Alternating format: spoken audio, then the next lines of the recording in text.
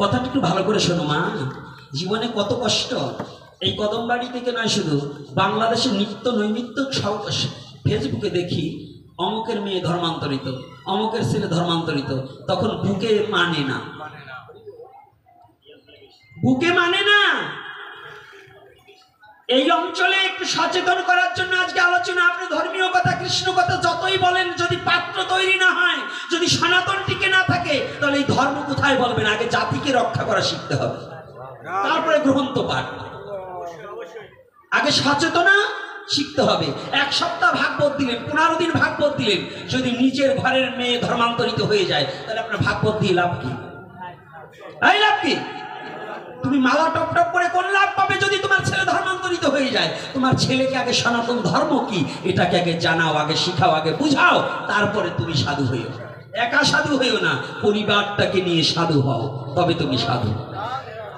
তুমি একা সাধু হলে কোনোদিন সাধু হতে পারবে না। পারবে বাবা? দেখেন কত সাধু আছে, নিজের মালা টপ টপ করে ছেলে আরেকজনের বউ নিয়ে পালাইয়ে সারে। ছেলেকে কি শিক্ষা দিলে? ছেলেকে কি শিক্ষা দিলে? তুমি তাকে এই শিক্ষাটা দাও যে বাবা, আমি তুলসীর মালা গলায় নিয়েছি, আমি তিলক ধারণ করেছি, আমি মহাপ্রভুর নাম করছি, আমাকে তুমি হেয় পূর্ণ করো না। এই কথাটা যদি কোনো বাবা তার সন্তানকে শেখায়, তার সন্তান কি অমানুষ হতে পারে? পারবে? অমানুষ হতে পারবে? পারবে না। তাহলে আগে শিক্ষা দিতে হবে কোনটা? মনুষ্যত্ব অর্জন করার কথা। তো মনুষ্যত্ব অর্জন হয় কি? সে করতাল বাজাইলে হরে কৃষ্ণ গাইলে না, আগে করতাল বাজি হরে কৃষ্ণ গাইলে মনুষ্যত্ব শিক্ষা হয় না। আগে কি করতে হবে? আগে নৈতিকতা শিক্ষা দিতে হবে। যার নৈতিকতা শিক্ষা নেই, আগেই হরে কৃষ্ণ গিয়ে ঝম্প বাড়াইলে পরে ওই নামে কাজ হবে না, হবে না। তো আজকে আসুন, বোতলটা দিয়ে দাও, যে কথাটা না বলে পারছি না। রাধে রাধে।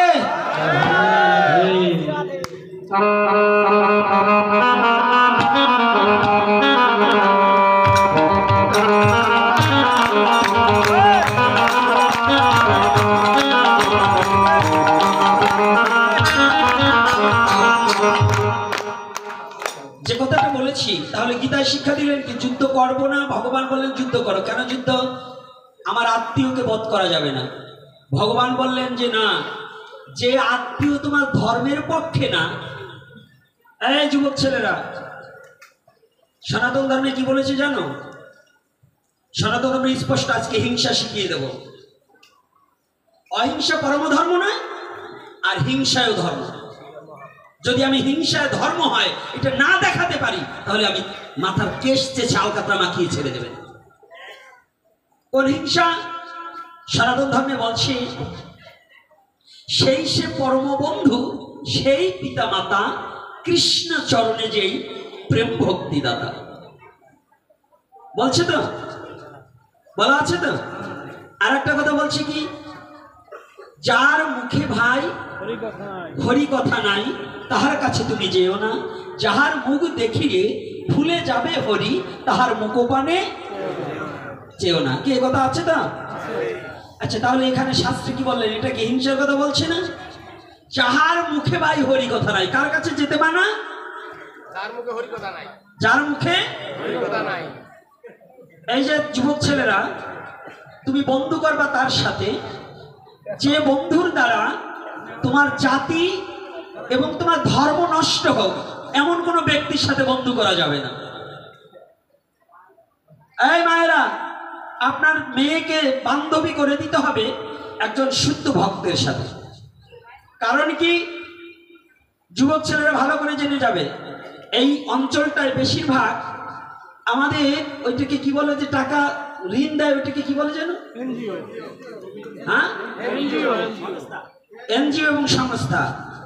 এই এনজিও লোন যারা আনেন, আপনার বাড়িতে যুবতী মেয়ের কাছে টাকা দিয়ে আপনি অন্যত্র চলে যাবেন, আর যুবতী মেয়ে দিয়ে এই লোনের টাকা পরিশোধ করবার জন্য এনজিওর কর্মচারী আসলে পরে তাকে টাকা দিতে যাবেন, দেওয়াবেন আপনার যুবতী মেয়েকে দ্বারা। এইটা যারা দিবেন তারা 1 নম্বরে গাধা। এই করে আমার সনাতন ধর্মের অনেক রামশীল অঞ্চলে এই রকম ভাবে অনেক, ওই যে আমার ছেলেটা যখন লেখাপড়া করে, ও যখন রামশীল কলেজে পড়ে, এই দুর্ঘটনাগুলো ঘটেছিল।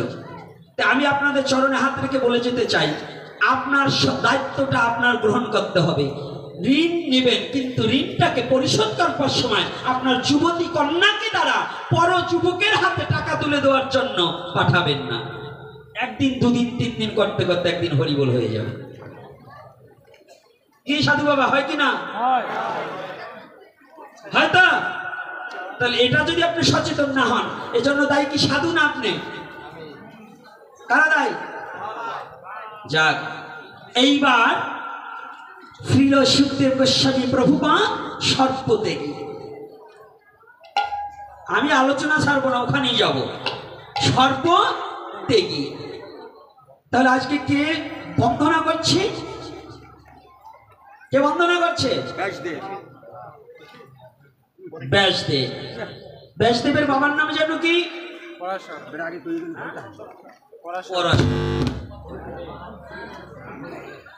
পরশের বাবার নাম জানো কি?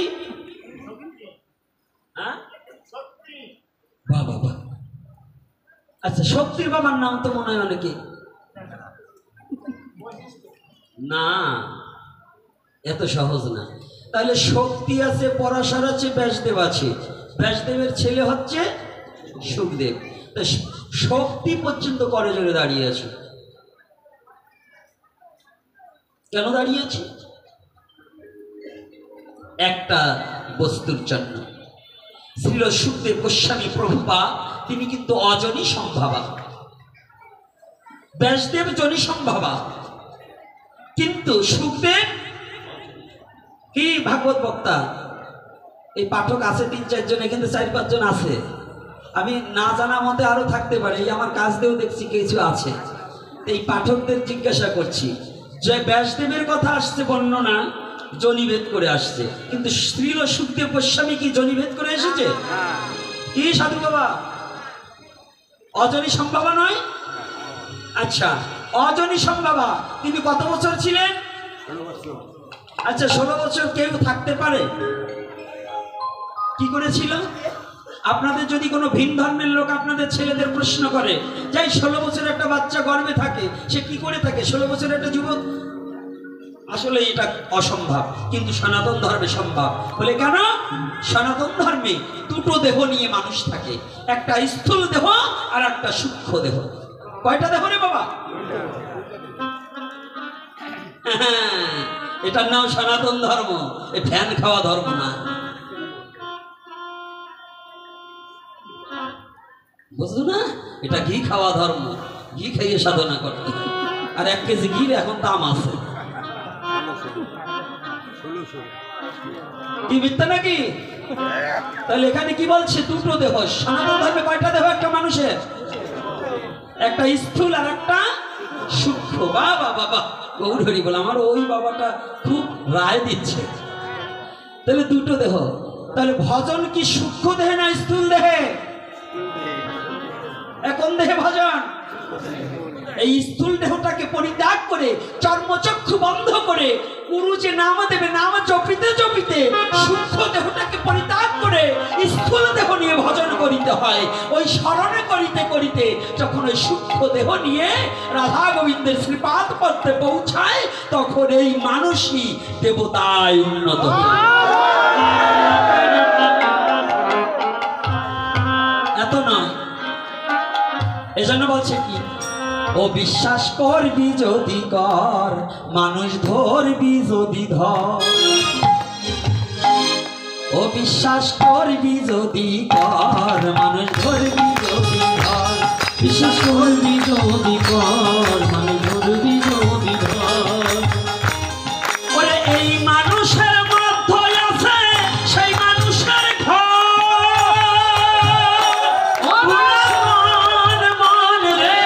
এই মানুষের মধ্যে আছে সেই মানুষের ঘর। ভোলা মন রে, এই মানুষের মধ্যে আছে সেই মানুষের ঘর।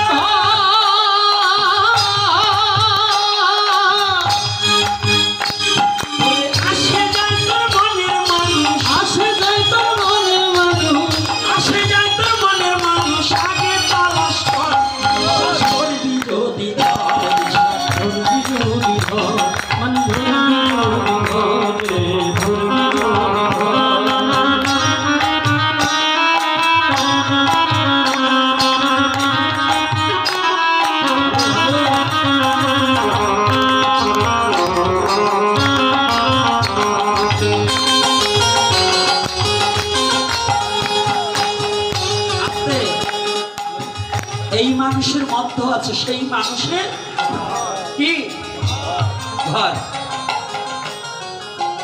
ড্রাইভার আর গাড়ি যেমন একটা দেহ নয়, দেহটাকে পরিচালনা করে দেহি, এটা সনাতন ধর্মে কয়।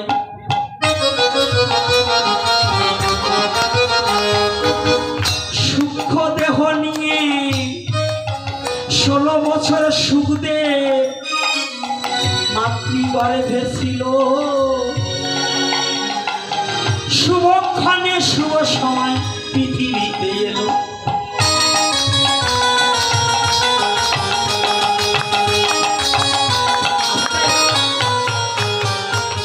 দাঁড়া বাবা, শুভ সময় কোন সময়? ব্যাসদেব সাধনা করতে লাগলেন। কে তুমি? তোমার মাতৃগর্ভে আজ 16 বছর যাবৎ আছো। কৃপা করে পৃথিবীতে প্রকাশ পেয়ে একবার আমায় বাবা বলে ডাকো। তুমি কি জানো না এই জগতের মাঝে প্রতিটা পিতা বাবা ডাক শোনার জন্য ব্যাকুল হয়ে থাকে। আমিও সাধনা করেছি, কত গঙ্গার জলে নেমেছি,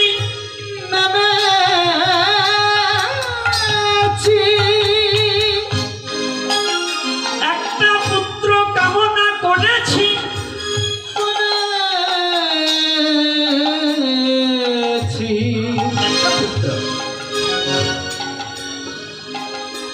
পুত্র খালি মা বাবা জন্ম দিলে পশুতেও সন্তান জন্ম দেয় আর মানুষেও সন্তান জন্ম দেয়।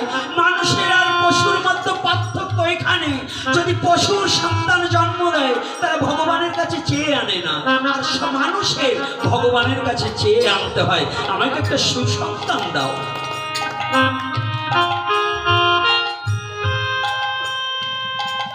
ও বাবা,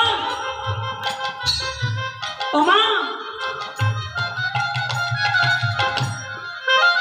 আহার নিদ্রা ভয় মৈথুন পশুরও আছে, মানবেরও আছে, আছে না বাবা? এগুলো তো সবারই আছে।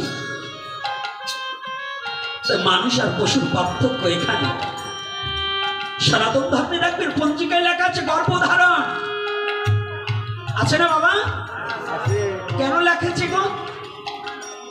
হে নরনারী, হে যুবক যুবতী, যদি একটা শুদ্ধ সন্তান আনতে চাও, সনাতনী শাস্ত্রের নিয়মে যেদিন শুভক্ষণ আছে, শুভ দিন আছে, শুভ তিথি আছে, ওই তিথিতে তুমি বীজ বপন করে সুন্দর একটা সন্তান আনো। যে সন্তানটা গোবিন্দ সেবার যোগ্য হয়, গোবিন্দ সেবায় লাগে না,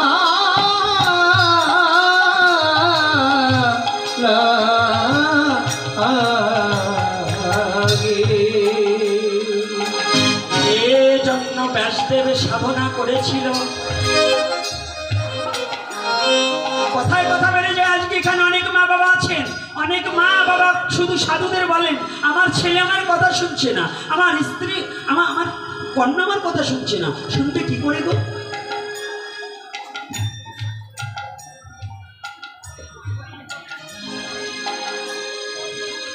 শুনবে কি করে গো?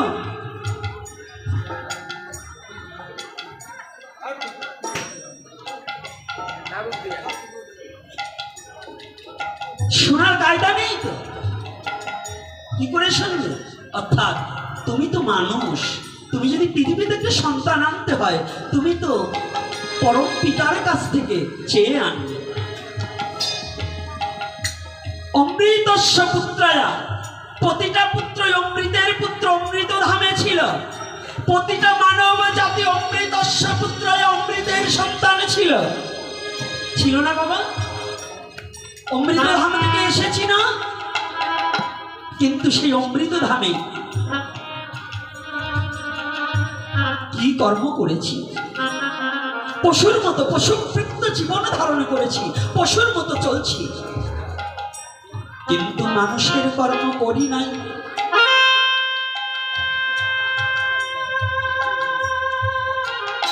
মানুষের কোন কর্ম করিতে পারিনি। প্রতিটা সন্তান আনার আগে প্রতিটা সন্তান আনার আগে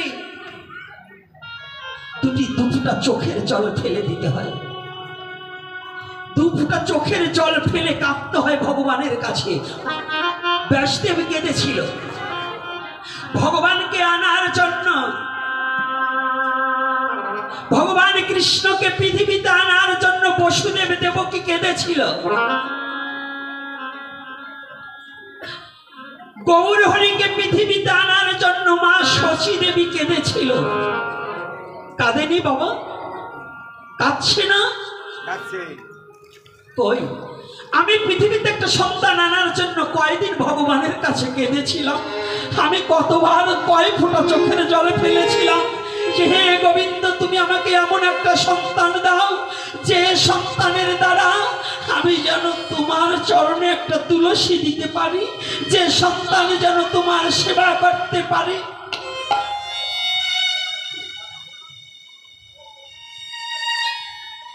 চেয়েছি জীবনে কয়জন মা বাবা চেয়েছি? ব্যাসদেব চাচ্ছে প্রভু আমাকে একটি সন্তান দাও, সন্তানটা যেন আমার জন্য চাচ্ছি না, আমার সন্তানটা যেন কি করবে জানো, আমার সন্তান যেন ভুবন বিদিত হয়, যেন তোমার নাম জগতে ভরে ছড়িয়ে দিতে পারে।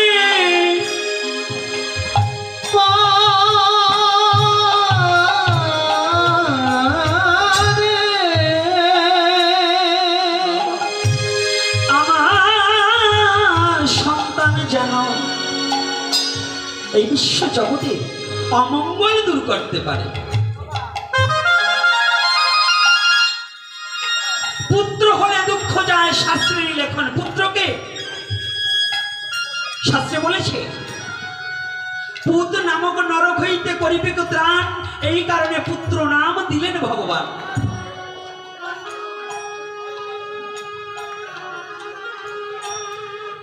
পুত্র নামক নরক হইতে করিবে ত্রাণ। আমাদের কতগুলো নরক আছে বাবা?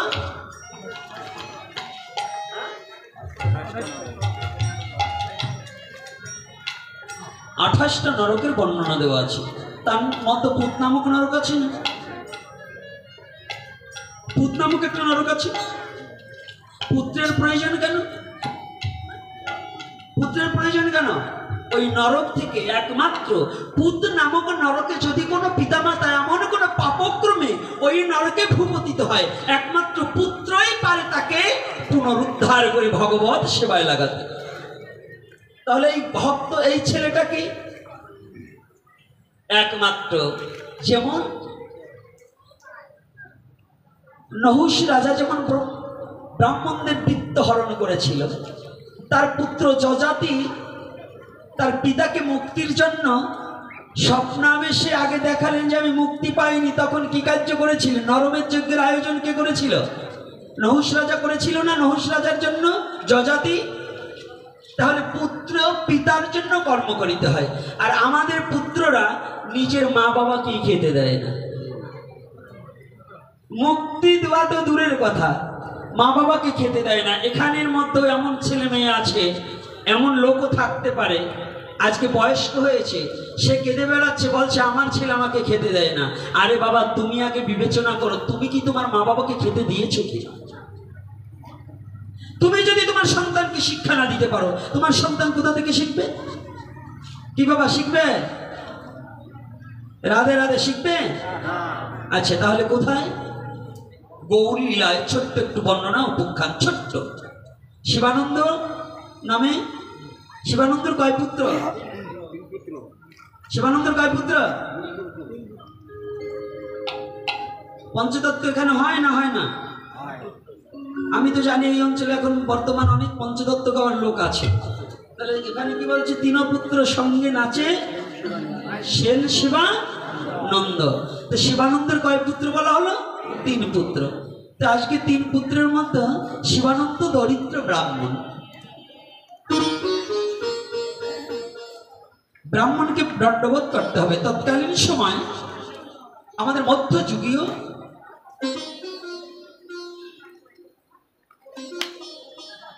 শিবানন্দ তার ছোট ছোট ছেলেকে করতাল বাজিয়ে হরিনাম শিক্ষা দিলেন।